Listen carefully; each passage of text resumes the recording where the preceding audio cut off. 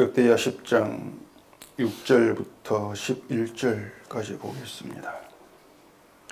르호보암 왕이 그의 아버지 솔로몬의 생전에 그 앞에 모셨던 원로들과 의논하여 이르되 너희는 이 백성에게 어떻게 대답하도록 권고하겠느냐 하니 그들이 대답하여 이르되 왕이 만일 이 백성을 후대하여 기쁘게 하고 선한 말을 하시면 그들이 영원히 왕의 종이 되리이다 하나 왕은 원로들이 가르치는 것을 버리고 그 앞에 모시고 있는 자기와 함께 자라난 젊은 신하들과 의논하여 이르되 너희는 이 백성에게 어떻게 대답하도록 권고하겠느냐.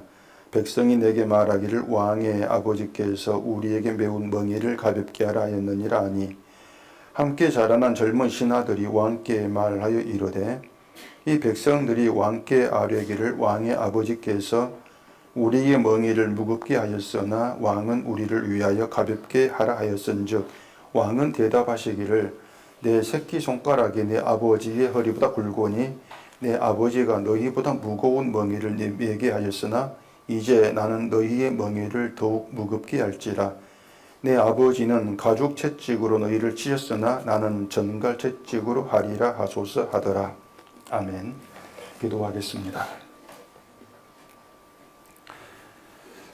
하나님 아버지, 이 시간도 저희를 말씀 앞에 세우셨고 또 말씀으로 저희를 만나시오니 이 말씀 안에 있는 하나님의 그 뜻을 알게 하셔서 하나님과의 귀한 만남이 되게 하시고 이것이 어떻게 우리의 복으로 작용하는가를 알게 하셔서 오직 우리 모든 삶의 주를 향한 찬송과 감사가 있게 해주시옵소서. 예수님 이름으로 기도합니다. 아멘.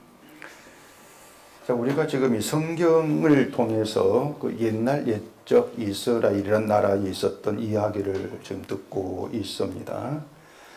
자, 그런데 이 성경에는 이스라엘이란 나라만 이제 등장하는 것이 아니고 그 외에 다른 나라도 등장을 합니다. 그렇게 이스라엘 외에 다른 나라들 이제 이방 나라 이렇게 지칭을 하죠. 이렇게 세상에는 이제 수많은 나라가 있는데 이걸 성경에서는 이제 이방 나라와 이스라엘 이렇게 둘로 구분을 하고 있습니다.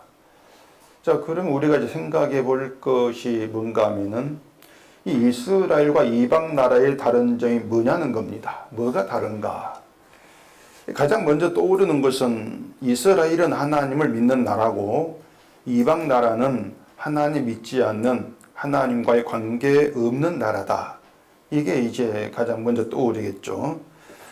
자, 그런데 이렇게 구분하는 것이 옳은 것처럼 생각될 수가 있는데 이 성경을 기준해서 보면은 그렇게 구분하는 것이 옳지가 않습니다. 자, 우리 자신들이 이스라엘처럼 하나님을 믿는다 이렇게 생각을 해 보십시다. 자, 그러면은 하나님을 믿는 자가 아닌 자들을 우리도 역시 이방인 이렇게 이제 나누어 생각을 한단 말입니다. 근데 문제가 이제 뭔가 하면은 이스라엘이 믿는 하나님 또 우리가 믿는 하나님이 성경에서 증거하는 그 하나님 맞느냐, 이게 이제 중대한 문제로 자리하게 되어지는 것이에요. 이런 얘기를 제가 설교하면서 거의 빠지지 않고 반복해서 말씀을 드렸다고 할 수가 있는데 이방 나라가 믿는 신은 우리가 우상이라고 하지 않습니까? 근데 그 우상이라고 하는 것을 이제 뭐 부처니 또 뭐 마리아 상인이 이제 그렇게 생각할 것이 아니고 우상의 개념은요, 인간이 자기를 위해서 믿는 신이 우상이다 이렇게 얘기를 했고 또 그건 여러분이 알고 계실 거란 말입니다. 자, 그러면 이스라엘이나 우리가 날 위해서 자기를 위해서 하나님을 믿었고 그래서 나를 도와주고 나를 위해 일하시는 그런 하나님으로 알고 믿었다면은 그건 우상 수준의 하나님이라고 하는 거죠. 그렇게 했을 때에는 이 이스라엘이 믿는 하나님이나 이방 나라가 믿는 우상이나 다르지가 않게 된단 말입니다. 그렇기 때문에 하나님을 믿는다. 이걸 가지고 이스라엘 이방 나라 이렇게 구분할 수가 없는 거예요. 이 성경에서 이스라엘은 이방 나라와 분명히 다릅니다. 다르고 이건 이 지금의 성도와 성도 아닌 사람의 다른 점이기도 해요. 이스라엘이 이방 나라와 다른 점은 이 이스라엘이 하나님과의 관계 속에 있다는 겁니다. 하나님 관계 속에 있다. 따라서 이방 나라는 하나님과 관계 밖에 있는 나라다. 이렇게 이제 규정이 되어지겠죠. 그런데 그 하나님과의 관계 속에 있다는 것을 오해를 하지 않아야 되는데, 우상을 믿는 이방 나라의 그 사고로 생각을 하면은 하나님과의 관계에 있는 것, 신과의 관계에 있는 것을 이제 복을 받고 형통하게 되어지는, 이렇게 생각을 하게 된단 말입니다. 이제 그게 인간이 원하는 신과의 관계죠. 내가 하나님을 잘 섬기면은 하나님 관계가 굳건해지고 하나님은 그런 나에게 복을 주시고 형통한 삶으로 인도 주실 것이다. 이게 이방 나라의 사고였단 말입니다. 근데 그런 사고로 이스라엘이 하나님을 믿었다, 그런 얘기죠. 그렇게 되어지면은 이스라엘 이방 나라의 구분점이 사라질 수밖에 없다고 하는 거예요. 하나님과의 관계 속에 있다는 것을 쉽게 얘기를 하면은 하나님이 그냥 내버려두지 않으신다, 이런 의미로 이해하시면 됩니다. 그냥 놔두지를 않으신다는 얘기예요. 그러면 이방 나라는 자연히 하나님이 내버려두신 나라, 이렇게 정리가 되겠죠. 이스라엘은 하나님이 내버려두지 않으신 나라, 이방 나라는 하나님이 내버려뒀어, 이렇게 정리가 되어진단 말입니다. 근데 그 하나님이 내버려두지 아니했다는 것도 우리 기존에 생각하면 안 되는 겁니다. 하나님이 나를 천국 보내기 위해서 죄 짓지 않게 막으시고 복 주려고 신앙생활 잘하게 도우시는 이런 것들이 나를 내버려두지 않은 것, 그게 잘못된 생각이라고 하는 것이에요. 이 사람의 생각이라고 하는 것은 항상 내 중심으로 나에게 유리한 쪽으로 흘러갑니다.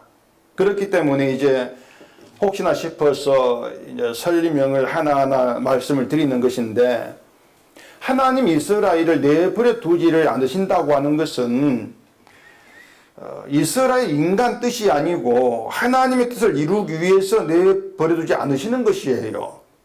이스라엘은 자기의 뜻대로 살아갑니다. 근데 하나님은 자기 뜻을 이루기 위해서 이스라엘을 세우셨단 말이에요. 그럼 이스라엘 어떻게 하는 것이 내버려두지 않는 게 되겠습니까? 이스라엘을 치는 거죠.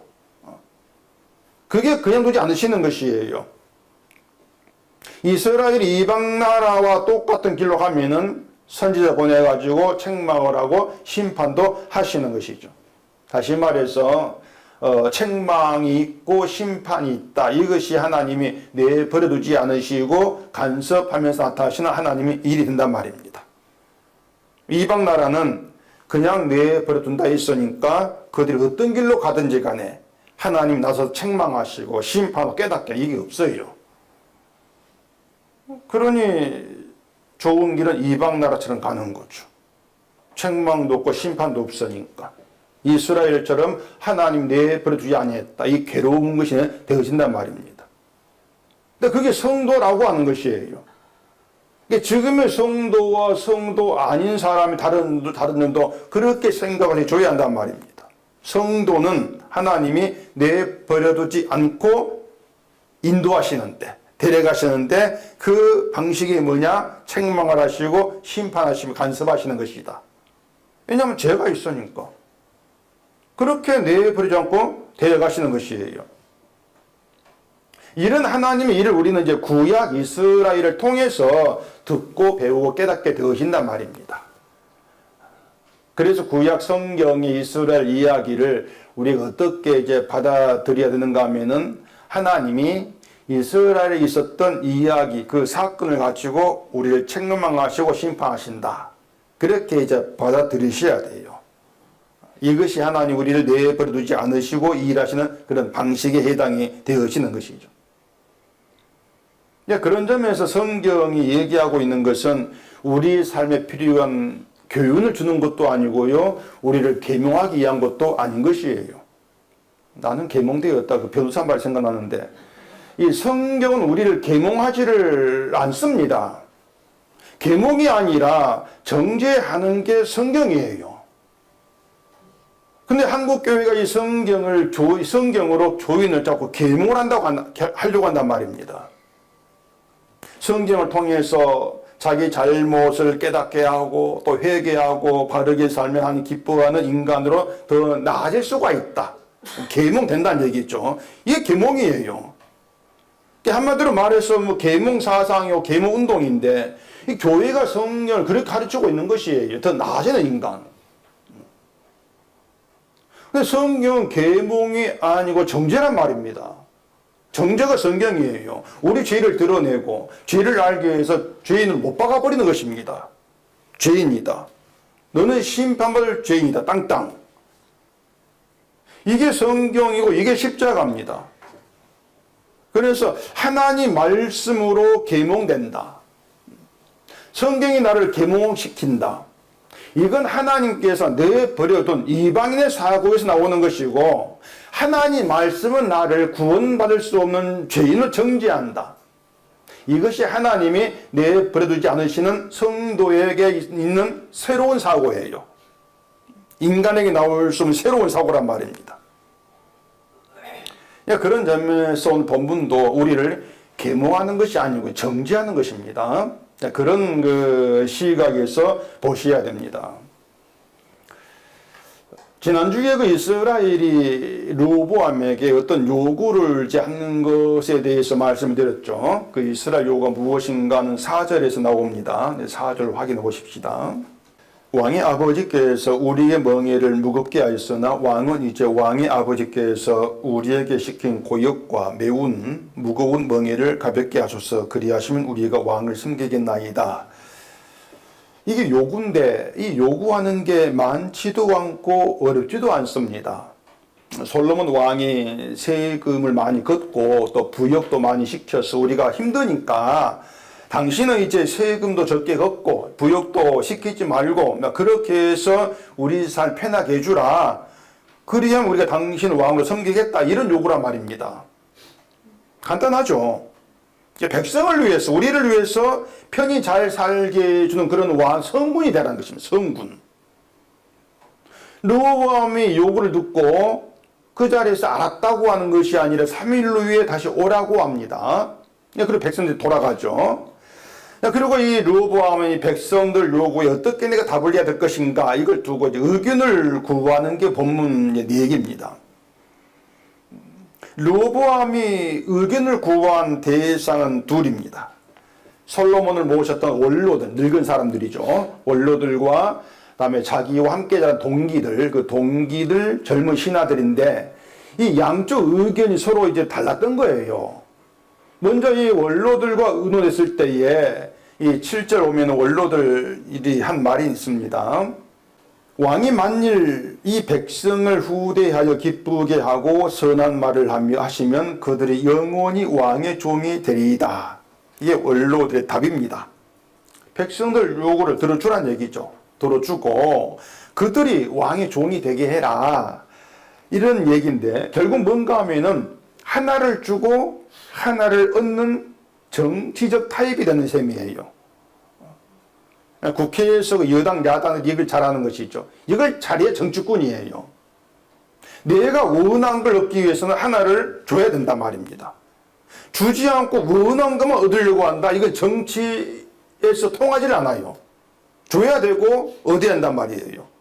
이게 타협인데 이러한 타협이 원활하게 잘 될 때 국회가 조용합니다. 일이 없어요. 반대로 시끄럽다면은 이 타협이 잘 안 되고 있다. 그렇게 보시면 되는 것이죠. 지금 그게 다 안 되고 있지 않습니까? 그래 타협이라고 하는 정치에서 중요한 핵심 원리로 자리하고 있는 그런 어떤 방식이라는 얘기입니다. 서로 다른 입장을 가진 사람인데 파가 달라요. 다른 입장을 가진 사람들인데 서로 협의하고 타협을 하지 아니하면은 갈등만 깊어지면서 정치가 제대로 작동하기가 힘들어진단 말이에요. 이제 그런 점이 원로들은 정치를 오래 해왔지 않습니까? 늙어서 오래 해왔기 때문에 그런 경 가운데에서 타협이라는 걸 안단 말입니다. 타협을. 그렇기 때문에 이제 줘라. 요걸 들어주라. 들어주고 그 백성 당신 섬기게 해라. 하늘을 주고 하늘을 받아라. 이런 것이었죠. 그런데 르호보암이 이 원로들이 가르치는 것이 마음에 들지 아니했는지 그 가르친 걸 버리고 자기와 함께 자란 젊은 신하들과 또 의논을 한단 말입니다. 그들이 제시한 의견이 10절이 있죠. 10절 보십시다. 함께 자라난 젊은 신하들이 왕께 말하여 이르되 이 백성들이 왕께 아뢰기를 왕의 아버지께서 우리의 멍에를 무겁게 하였으나 왕은 우리를 위하여 가볍게 하려 하였은즉 왕은 대답하시기를 내 새끼손가락이 내 아버지의 허리보다 굵으니 내 아버지가 너희에게 무거운 멍에를 메게 하였으나 이제 나는 너희의 멍에를 더욱 무겁게 할지라 내 아버지는 가죽 채찍으로 너희를 치셨으나 나는 정갈 채찍으로 하리라 하소서 하더라. 원로들과 전혀 다른 반대 의견을 내놓고 있습니다. 나는 내 아버지보다 멍에를 더 무겁게 할 것이고 내 아버지는 가죽 채찍으로 너희를 쳤지만 나는 정갈 채찍으로 치겠다고 하라는 거죠. 이 정갈 채찍이라고 하는 것은 그 정갈이 꼬리에 있는 침으로 찔러 고통스럽게 하는 것처럼 가죽 채찍 끝에 이제 그 금속으로 된 가시가 달린 채찍이라고 그렇게들 많이 말합니다. 어쨌든 가죽 채찍보다는 더 고통스러운 그게 정갈 채찍이겠죠. 그렇게 아버지 솔로몬보다도 더 강하게 억압하면 다스리겠다. 그런 의도의 말로 하라고 하는 것이에요. 이건 이제 백성과 타협하는 것이 아니죠. 타협이 없이 왕의 생각대로 무조건 강하게 밀어붙이는 강경정책. 이걸 내놓는 것이란 말입니다. 백성은 느슨하게 풀어주면 왕을 우습게 보고 안 된다, 뺑뺑이 돌려야 된다, 뭐 그런 뜻일지도 모르겠어요. 독질하라, 그런 것이겠죠. 이렇게 두 의견이 이제 정반대로 다릅니다. 다른데, 여러분이 르호보암이라면은 어떤 의견 따르겠습니까? 어느 쪽으로? 일단 백성들이 두 의견에 대해서 어떻게 반응할지를 생각하면은 누구라도 예상할 수 있는 문제입니다. 원로들 의견대로 너희의 그 무거운 멍이 참 그동안 고생했지만 내가 이제부터는 가볍게 해줄게. 이렇게 선하게 나온다면 백성이 다 좋아할 것이고 젊은 신하들 의견대로 한다면 백성들이 모두 반발할 것이다. 이건 정치 초보도 알 수 있는 그런 내용이란 말입니다. 다 알 수 있지 않습니까? 그 결과를.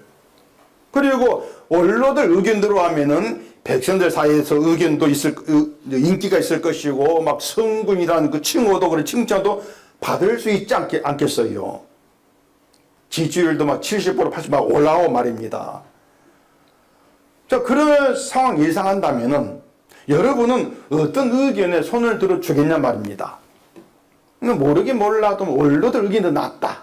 그게 옳다. 이렇게 원로들 의견에 손을 들어줄 것이에요. 젊은 신하들은 이건 젊어가지고 뭘 몰라.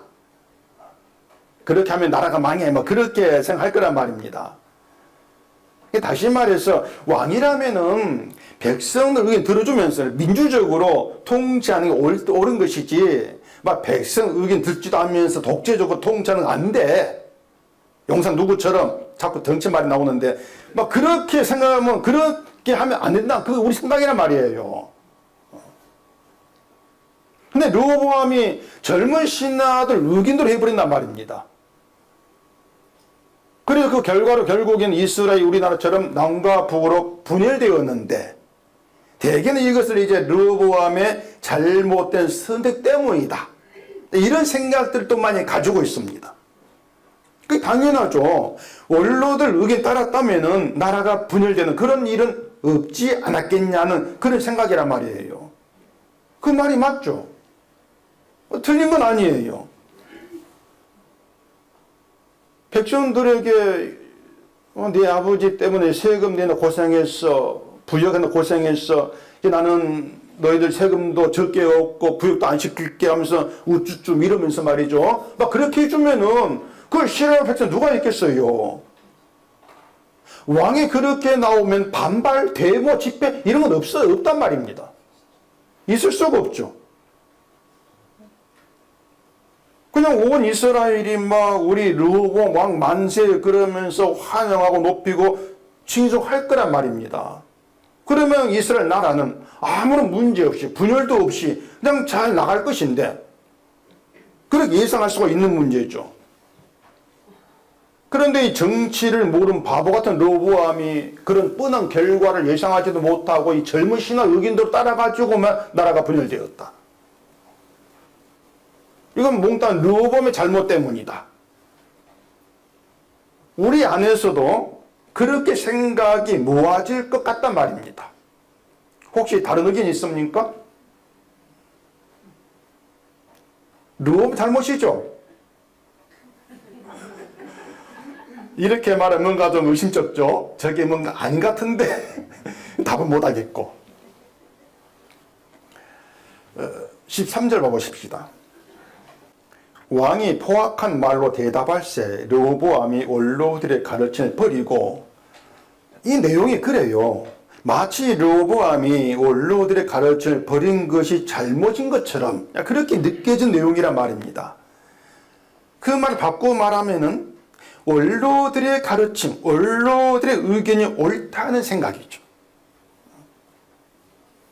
그렇게 우리는 두 의견을 가지고 어느 게 옳지, 어느 게 더 낫지, 우리는 자꾸 그렇게 판단하게 되어지는 것이에요. 이게 우리 습성이란 말입니다. 자꾸 뭔가 두 개 다른 게 있으면 어느 게 옳은가, 늘 그렇게 판단하려고 하는 거예요. 그게 우리의 문제라는 걸 오늘 본문을 통해서 좀 생각을 해 봐야 한다는 게예요. 자, 그럼 하나하나 생각해 보십시다.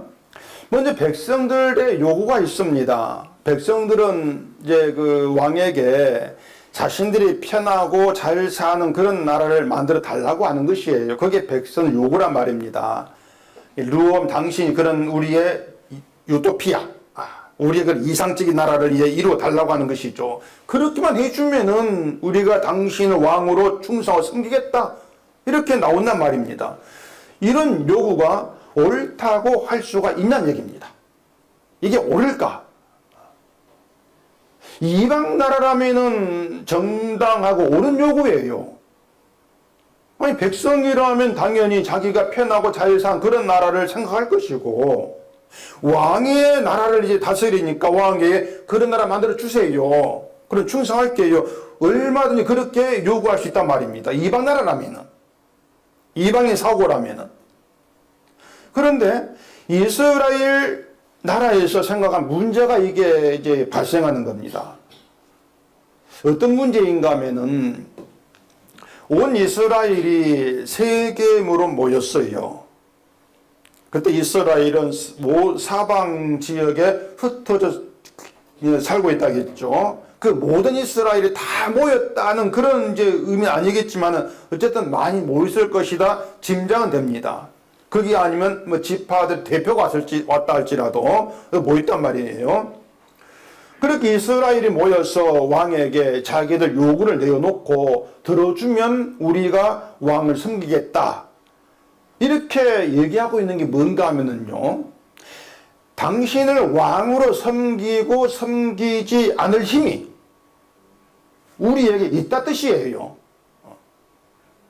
당신을 왕으로 섬길지 섬기지 않을지 그 힘이 우리에게 있다는 것입니다. 온 이스라엘, 이게 그걸 의미하고 있는 거예요. 온 이스라엘. 자, 보세요. 온 이스라엘이 모였다.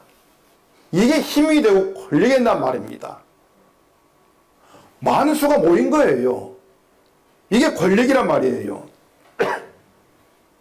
우리도 지금 전국에서 뭐 탄핵 반대, 탄핵 찬성 둘로 나누어져 가지고 집회를 하고 있지 않습니까? 그 집회하면서 양쪽이 더 많은 사람 모으려고 하는데 이유가 뻔하지 않습니까? 많이 모을수록 권력이 있단 말입니다. 대통령도 자기를 찬성한 사람이 많이 모일수록 뭔가 좀 힘이 되지 않습니까? 이게 권력이 있는 것이에요. 저쪽은 수십만이 모이는데 이쪽은 열몇 명이 모여가지고 찬성 반대 그렇게 외친다면 그건 생대칭 묻혀버립니다. 힘이 안 돼요. 아니, 지는 거죠. 이건 어느 나라도 다르지가 않습니다. 사람이 모였다고 하면은 그게 하나의 권력이 돼요. 그 권력으로 왕에게 우리 요구를 들어달라. 당연히 성질게. 이계적인 일설 요구란 말입니다. 다 모여가지고. 그럼 왕은 그 백성 모여가지고 그렇게 요구할 때, 아이고, 저걸 죽여 살려. 이게 갈등할 수밖에 없는 거예요. 왕이란 권력이 있습니다. 근데 백성의 요구를 순수히 들어주면은 앞으로 계속해가지고 백성들에 끌려갈 수가 있다. 이런 생각을 하지 않을 수가 없어요. 그러니까 르호보암이 의견을 물은 것도 이런 생각 때문일 수 있단 말입니다. 저걸 들어주면은 끌려갈 건 어떻게 해야 되지? 의견을 물은 것이죠. 결국 백성의 요구에 어떻게 하면 내 왕권을 지킬 수가 있겠는가? 이런 의도인 거죠. 이게 뭐냐면 권력과 권력 갈등이에요. 모두가 자기 위주죠. 백성도 그렇고 왕도 그렇고 자기 위주. 멀리 갈 것 없이 교회를 생각해 보십시다. 교회에는 교인이 있고 목사가 있습니다. 교인들이 목사에게 요구하는 게 또 있습니다. 대개 뭔가 하면은 우리가 재미있게 다닐 수 있는 살만한 교회로 만들어 달라. 이런 요구를 교인들이 암암리 가지고 있습니다. 그걸 목사가 할 일로 아는 거예요. 내가 재미있게 다닐 교회를 만들어주는가. 이게 당신 일이지 않는가. 물론 교인들이 목사가 하나님의 말씀을 전한 사람이 모르지가 않습니다. 근데 그게 전부가 아니라는 거죠.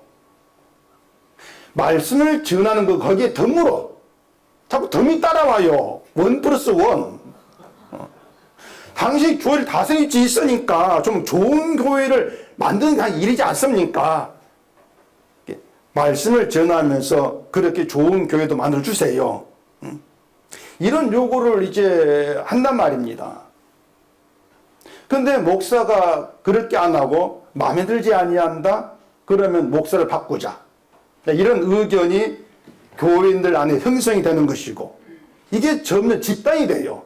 집단이 되면 힘이 돼, 권력이 되는 것이에요. 그러면서 와가지고 온 교인이 당신을 원하지 않습니다. 나가주세요. 이렇게 한단 말입니다. 한 사람 와가지고 나가다 이건 잽이 안 돼요. 그래서 힘이 안 돼요. 교인이 몽땅 와야 돼요. 그럼 목사는 또 말하죠. 난 위임 목사인데 못 나간다. 나를 내보내려면 20억 내놔라. 실제 교회 되고 있었던 일입니다. 20억 내놔라. 이 목사에게도요, 위임이란 권력이 있습니다. 제가 위임 목사죠. 이 제 권력이에요. 교인과 목사 이런 갈등이 없는 교회가 없습니다. 다들 갈등이 있는 거예요. 여기도 다르지가 않고요. 여러분도 저에게 요구하고 싶은 것이 있을 것인데, 다만 그걸 저에게 노골적으로 드러내지를 못하고 있을 뿐이죠. 제가 알아요. 모르지가 않습니다. 내가 모른 척 할 뿐이지. 제가 여기 은속교회를 1993년도에 왔는데 1년 전 지나서 94년도 있었던 일입니다. 이제는 말할 수 있다. 비하인드 스토리. 제가 여기 오기 전에 부산에 있었습니다. 그 부산교회에서 아무 문제 없이 잘 지내고 있었는데 은속교회에서 저를 만나자고 연락이 온 거예요.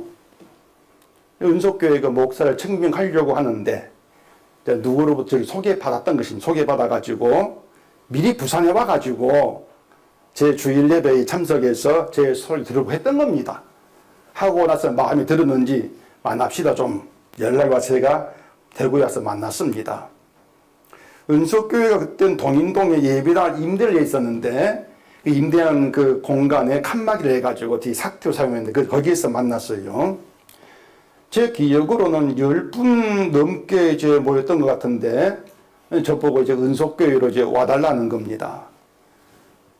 그때만 해도 제가 굳이 교회를 옮길 생각이 없었습니다.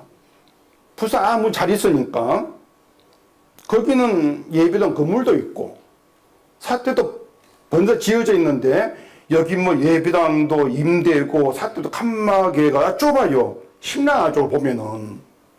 근데 제가 어떤 그 분이 말, 딱 두 마디 말에 은속 오기로 마음을 먹었던 겁니다. 그 두 마디 말 중에 하나가 뭐냐면은, 목사님은 복음만 전하면 됩니다. 이거였어요. 또 하나는, 목사님이 굶으면 우리도 굶을 것입니다. 이야, 얼마나 감동적인 말입니까? 저 감동을 진짜 받았어요. 복음만 전하면 된다. 복음만 듣기를 원하는 그 뜻이죠. 굶으면 같이 굶겠다. 우리만 잘 살지 않습니다. 의리 있는 말이지 않습니까? 이 말에 제가 속아버렸습니다. 재밌는 것은 그때 그 말을 한 분은 제가 한 설교가 마음에 들지 않는다고 교회를 나갔어요.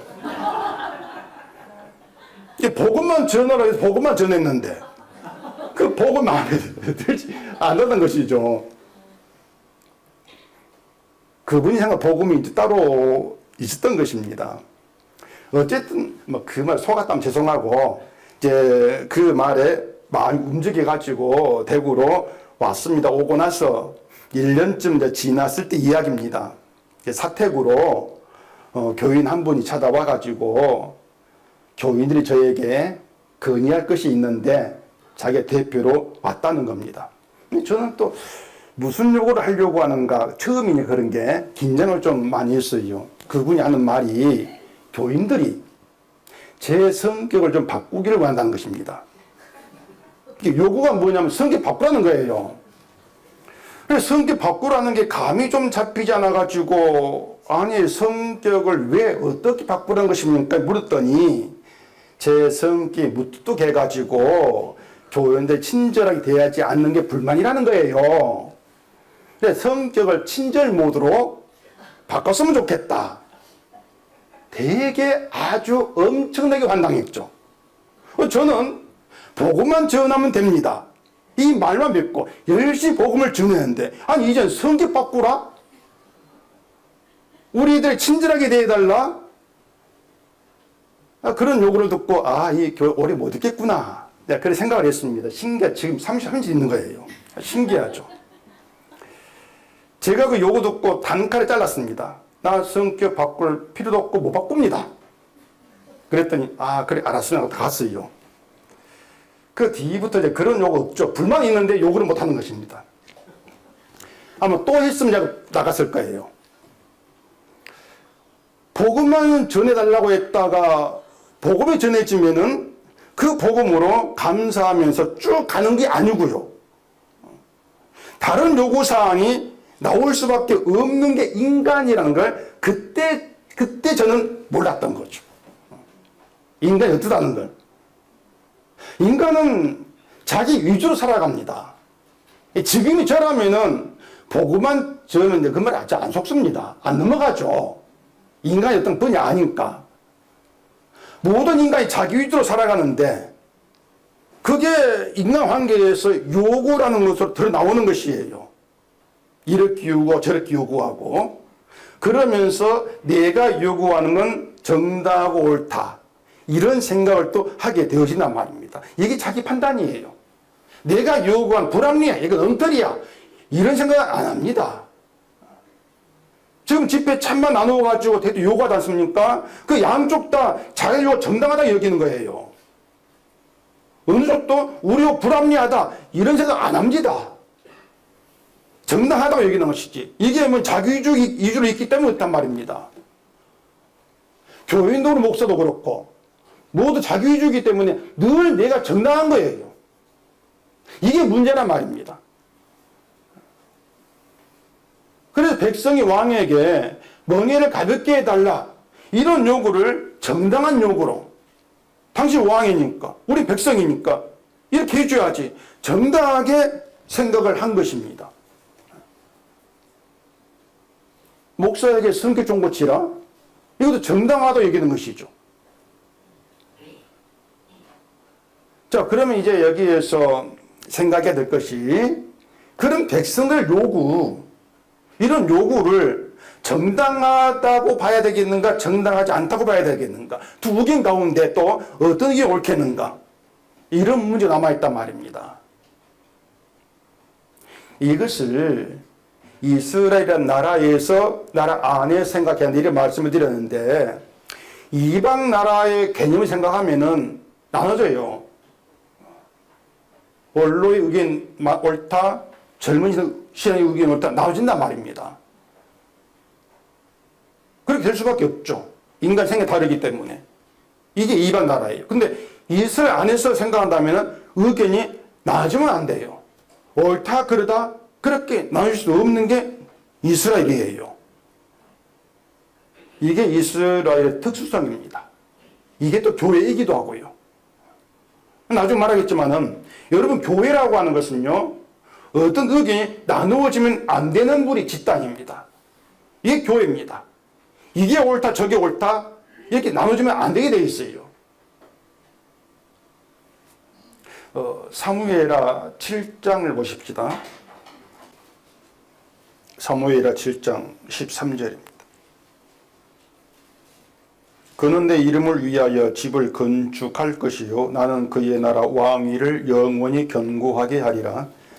나는 그에게 아버지가 되고 그는 내게 아들이 되리니 그가 만일 죄를 범하면 내가 사람을 메와 인생을 채찍으로 징계하리니와 내가 내 앞에서 물러나게 한 사울에게서 내 은총을 빼앗은 것처럼 그에게서 빼앗지는 아니하리라. 내 집과 내 나라가 내 앞에서 영원히 보존되고 내 왕위가 영원히 견고하리라 하셨다 하라. 이 내용은 전에도 제가 한번 설명을 드린 것 같은데 아마 기억하지 못할 겁니다. 하나님을 위해서 집을 건축하겠다고 한 다윗에게 하신 말씀인데 무슨 내용인지 쉽게 이제 감이 잡히지 않을 거예요. 거기 16절에서 내 집과 내 나라가 내 앞에서 영원히 보존된다 이렇게 말씀을 하시는데, 그 내 집 내 나라는 다윗의 집과 다윗 나라를 얘기하겠죠. 그런데 그러면 그 말씀대로 되었냐 말입니다. 거기에 영원이란 말이 있습니다. 영원히 보존된다. 또 다윗의 왕위가 영원히 견고하게 되리라 이렇게 말씀이 있지 않습니까? 다윗의 왕위가 영원히 견고하다는 것을 그 다윗 왕위가 왕권이 후손들에게 대대손손 이어지는 것으로 생각한다 할지라도 영원이란 말을 할 수는 없는 거예요. 영원이라 끝이 없지 않습니까? 그럼 다윗 왕권 끝났잖아요. 이스라엘 끝났지 않습니까? 유다가 망하고 바벨론 포로된 상황이 있습니다. 거기에 생각해 보십시다. 바벨론 포로된 상황에서 왕이 없습니다. 왕은 끝났어요. 유다 왕은 끝났습니다. 다윗 왕위가 무너졌습니다. 유다가 망했으니까 다윗의 집과 나라가 보존되지도 않았습니다. 그러면은 16절에서 하나님께서 하신 말씀을 우리가 어떻게 이제 이해를 해야 되겠습니까? 영원히 보존된다고 했는데 끝나버렸잖아요. 그 말씀도 되지 않았단 말입니다. 그럼 하나님 말씀에 뭔가 문제가 있는가? 잘못된 말씀인가? 이런 오해가 이제 있을 수 있단 말이에요. 근데 지금 말씀드린 것은, 아니 다윗의 나라가 끝났고 왕이 끝나는데 어떻게 영원히 보존한다 말을 하지? 이렇게 의문 가지는 것은 이방 나라와 같은 국가로 이스라엘 생각했을 때 얘기입니다. 이스라엘을 이방 나라처럼 그런 국가 생각했을 때 망했잖아. 왕도 없잖아. 그럼 끝나는데 왜 보존되고 하지? 이런 의문이 나오는 거예요. 또 사울에게서 은총을 빼앗은 것처럼 빼앗지 않는다 이렇게 말씀했는데 유다행편에 보면 은총 빼앗겼습니다. 풀어냈지 않습니까? 은총 빼앗겼어요. 그럼 하나님 말씀이 다 오류가 있느냐? 여기에 대한 답이 뭔가 하면 중요합니다. 이 답이 뭔가 하면은, 자, 앞에서 자꾸 얘기했던 것처럼 이스라엘, 그 나라를 이방 나라처럼 생각하지 마시란 얘기입니다. 이방 나라처럼 백성이 있고 왕이 있어, 왕이 백성을 다스려 잘 살아가면 그 나라 번성해, 그런 나라 생각하지를 마시란 얘기예요. 이스라엘에게 하나를 집어넣어 생각해야 됩니다. 이게 이스라엘 특성이에요. 그 하나가 뭡니까? 이방 나라에 없는 거 하나, 언약이에요. 언약을 집어넣어서 이스라엘을 생각해 줘야 돼요. 언약을 빼버리면은 그건 이스라엘 이방 나라 똑같은 나라가 된단 말입니다. 자, 이스라엘에게 언약이 있습니다. 언약이 있는 나라인데 그 언약이 다윗 언약입니다. 따라서 다윗 나라가 영원히 보존된다. 그 얘기는요, 다윗 다스리는 나라가 아니고 다윗 언약의 나라입니다. 다윗 언약의 나라가 영원히 보존돼. 이 뜻이에요. 바꾸고 말하면 언약이 보존돼. 그 뜻입니다. 언약이 보존된다. 다윗 왕이도요, 다윗 언약의 왕위가 영원히 견고하다. 이렇게 말합니다. 그 언약의 왕이 예수님의 왕 오셨지 않습니까? 그렇게 다윗 언약의 왕위가 영원히 견고하게 된단 말이에요. 그러면 이스라엘은 그냥 이스라엘이 아니고 하나님의 언약 안에 있는 이스라엘이다. 하나님의 언약인 이스라엘이다. 이렇게 이제 우리가 이해를 해야 되겠죠. 자, 그럼 백성들 자기를 어떻게 봐야 되겠습니까? 자기들을. 그냥 백성이 아니고 하나님의 언약 안에 있는 자. 이렇게 자기를 봐야 돼요. 그게 이스라엘다운 백성이에요. 그러면, 거기까지 이해가 되셨습니까? 예. 자, 그러면 다윗 언약이 뭔가 하면은 이것도 아주 쉽게 말씀드릴게요. 다윗 언약은 죄로 인해서 심판받을 자로 시작하는 다윗 언약입니다. 다윗이 죄로 인해 심판받을 자였죠. 그렇게 죄인으로 시작하는 다윗 언약이에요. 죄인된 자를 하나님이 용서하신다는 얘기입니다. 이게 언약입니다. 그 언약 개입된 게 성전이었어요. 성전에서 제물의 피로 인한 제사로 인한 죄가 용서가 된다는 얘기죠. 그래서 성전에서 나오는 건 죄의 심판이에요. 성전에서는 그 심판이 나오면서 하나님 용서를 여기에 이제 베푸는 것이죠. 그래서 다윗 언약에서 중요한 것은 다윗이 우리아를 죽인 죄인으로 시작한다. 다른 건 접어두고서라도 언약의 세력에는 죄인으로 시작한다. 이렇게만 기억하시면 됩니다. 이게 중요한 것이에요. 그러니까 다윗은 내 왕이야. 왕으로 시작하는 것이 아니고 언약 안에서 뭐다? 죄인으로 시작해야 된다. 이게 언약 안에 이스라엘이다. 그렇기 때문에 언약 안에서 생각이 되어지면 이스라엘에는 정당한 자 옳은 자 있을 필요가 없단 말입니다. 누가 정당해? 누가 옳아? 이런 구분 판단이 필요치가 않은 거예요. 모두 죄인이니까. 이해가 되시겠죠? 모두가 심판받을 죄인을 시작한다는 얘기입니다. 그렇게 언약의 생각을 하면은 백성들이 뭘 요구하든지 간에 그건 자기들의 죄를 생각하지 않는 악함이 된단 말이에요. 우리가 이런 요구하는 것이 네 위로 살아가는 내 모습이구나. 이게 죄구나. 그렇게 나오지 않는 것이죠. 또 왕은 내가 다스리는 나라를 편하고 좋은 나라로 만들어야 돼. 이런 생각들. 백성들을 통치해가지고 또 날 위해서 또 사용해야 돼. 이런 생각들. 이런 모든 것들이 왕이 또 언약을 생각하지 않은 죄가 되어진다는 얘기입니다. 그런 점에서 원로의 의견이든 젊은 신하 의견이든 누구의 의견이 옳은가 이렇게 따질 문제가 아니에요. 물론 어떤 의견에 따라서 나라가 이렇게 되고 저렇게 되고 다른 점이 있겠죠. 근데 나라가 분열이 되든 어떻게 달라지든 언약의 나라인 것은 다르지가 않다는 얘기입니다. 자, 바벨론 포로가 되었습니다. 나라가 없이 이스라엘 그때 나라가 없고 왕도 없습니다. 성도 아무것도 없습니다. 그럼 그들이 언약의 나라가 아닙니까? 여전히 언약의 나라인 거예요. 왜냐하면 언약의 나라라고 하는 것은 눈에 보이는 성전, 눈에 보이는 왕, 어떤 나라라고 조직제, 이게 그 언약을 의미하는 게 아니기 때문에 그렇단 말입니다.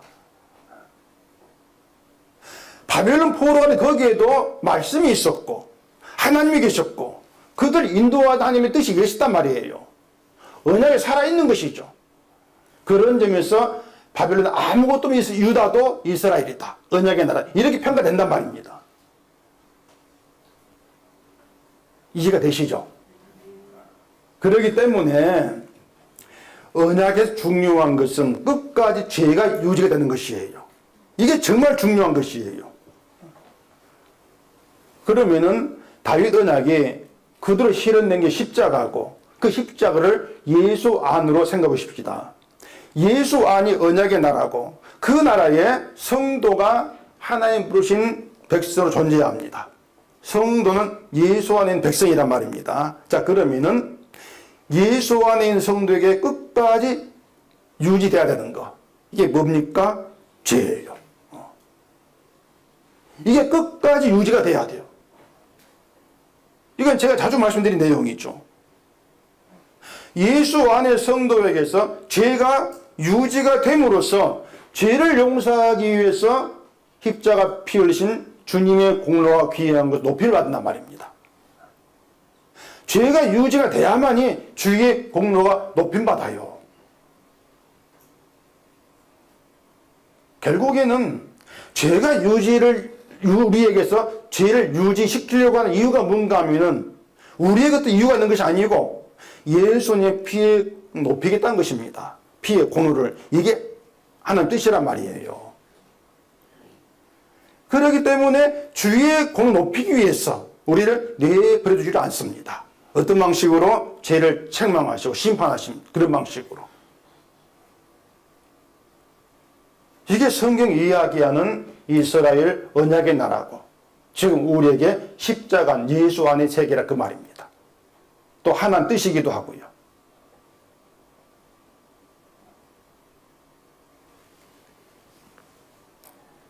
우리가 십자가 밖에서 세상을 보게 되어지면은 세상을 살기 위해 돈이 필요하죠. 필요한 게 너무 많죠.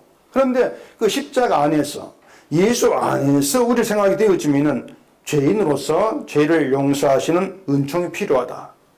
그런 믿음으로 십자가를 바라보게 되어져요. 감사가 나와지게 되는 것이고, 그 감사가 주께 영광이 된단 말입니다. 그런데 죄인으로 시작하지 않고 난 이렇게 하는 옳고 저렇게 나는 옳아 정당해, 자꾸 이렇게 시작하게 되어지면은 내게 필요한 걸 자꾸 요구하게 되어져요. 하나님께도 교회에도 살아가면서 늘 내게 필요한 거, 이렇게 해도 저렇게 해달라. 교인들이 교회에 나와서도 하니까 그런 요구하잖아요. 자기 위주로 이게 필요합니다, 저게 필요합니다, 그런 요구하지 않습니까? 이게 언약 안에 있지 않는 것이, 그 예수 안에 있지 않는 세계의 이방 나라의 모습이라는 얘기입니다. 그러니 교회에 와도 이방인이죠. 교회가 이방 세계가 되는 것이고. 그래, 여러분들은요, 교회를 목사와 교인의 관계 이런 거 접어두세요. 그건 쓸모없는 것이고 생각하지 마시고 예수 안인 성도가 함께하는 것, 이래 생각을 하셔야 합니다. 그 말은 죄인으로 시작하라 그 뜻이에요. 여러분 각자가 죄인으로 시작하시라. 이 죄인됨을 자꾸 잊어버리면은 교회를 나온 내게 필요한 거, 자꾸 그걸 생각합니다. 내가 원하는 것, 나에게 좋은 것, 내가 바라는 것, 이걸 떨쳐버리지를 못해, 교회에 나와서도. 그러기 때문에 교회가 이랬으면 좋겠다, 저랬으면 좋겠다, 이런 생각이 사라지지 않게 되는 것이죠. 또 그게 이제 그런 불만으로 속이 쌓이는 거예요. 그런 불만 갖지 말라는 게 아닙니다. 그 모든 것들이 나를 죄인으로 시작하지 않는 것이, 이걸 알자는 얘기입니다. 그게 예수 안에서 나를 바라보지 않는 것이다, 이걸 알자는 얘기예요. 죄인으로 시작하면은 교회가 생각나지를 않습니다. 교회가 생각되는 것이 아니고 십자가 피 흘린 주의 은총이 생각이 돼요. 이게 성도입니다. 그래서 성도는 예수 안에 있는 사람, 이렇게 말하는 것이죠. 그래서 여러분들은 예수 안이 뭐지? 여기에 관심을 두시면 되는 거예요. 예수 안이 뭐지? 예수 안은 주의 은총이 있는 세계. 그 은총의 세계에서 나는 죄인으로만 존재하고 죄인 나에게 필요한 건 주의 은총밖에 없어. 이러면 된단 말입니다. 이게 교회 특징입니다. 예수 안의 교회 특징. 그래서 예수 안이 뭔가? 간단하게 말하면 예수님의 피의 은총으로 채워진 충만의 상태가 예수 안. 충만의 상태. 그 충만이라고 하는 것은 부족함이 없는 상태. 그렇기 때문에 예수 안에서 나의 불만, 불평, 이게 부족해, 이게 마음에 안 들어, 이런 것들을 몽땅 죄로 드러났죠. 그걸 감출 필요 없어요. 이게 죄였구나. 그렇게 나를 보시면 단 말입니다. 그렇게 죄가 하루하루 유지가 되어지면서 용서의 은총이 찬송으로 감사로 드러나는 그 상태가 하나님의 언약으로 유지가 되는 영원한 나라 천국이다. 이렇게 증거가 되어진단 말입니다. 여러분이 다시 말하지만 그럼 내가 또 요구를 갖고 있는 게 잘못이네, 버리자. 그게 또 내가 옳은 자 되려고 한 습성이에요. 늘 그걸 눈치를 채셔야 돼요. 누구 의견이 옳지? 이런 판단들. 이게 인간 습성이구나. 내가 옳은 걸 해서 옳은 자 되겠다. 이것도 인간 습성이구나. 그것도 자꾸 눈치를 채셔야 한단 말입니다. 그런 생각들을 막 하면서, 부지런히 하면서, 그게 인간 습성이라는 걸 아시는 가운데에서 그 죄가 유지가 돼야 된다는 거. 그런 우리 인간 습성을 죄로 드러내는 게 말씀이거든요.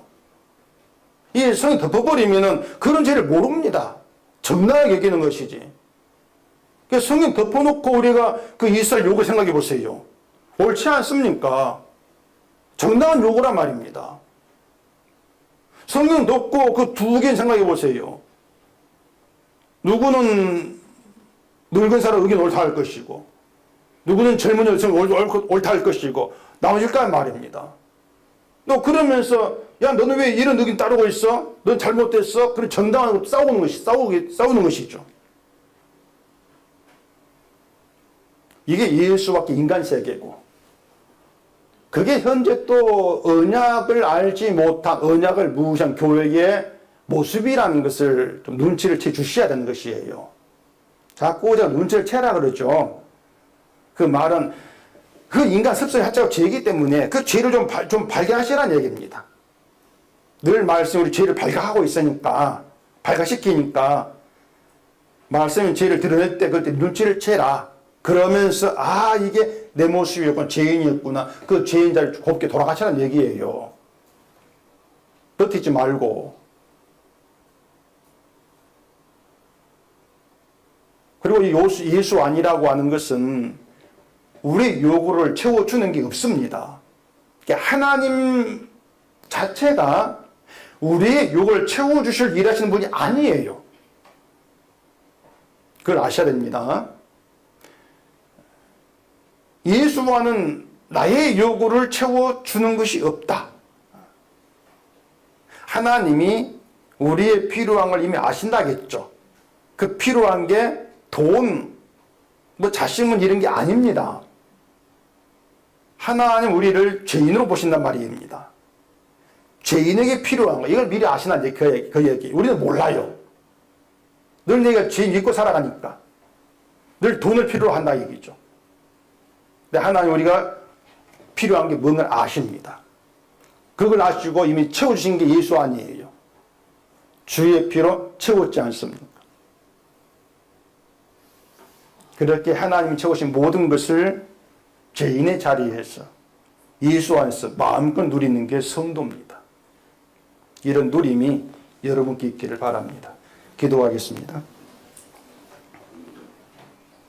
아버지 하나님, 우리가 성경을 보지 아니하면 인간됨을 도대체 알 수가 없습니다. 오늘도 말씀을 통해서 이스라엘이 어떤 나라이고 언약이 무엇이고 예수님이 무엇인가를 듣게 되었습니다. 예수 안에서 우리를 생각하게 하시고 예수 안님이 충만한 상태이고 그 충만을 누리기 위해서 우리를 늘 죄인들이 몰아가시는 그 하나님 일하심을 알게 하셔서 죄가 드러나는 그 기쁨을 깨닫는 저희가 되게 해주시옵소서. 예수님 이름으로 기도합니다. 아멘.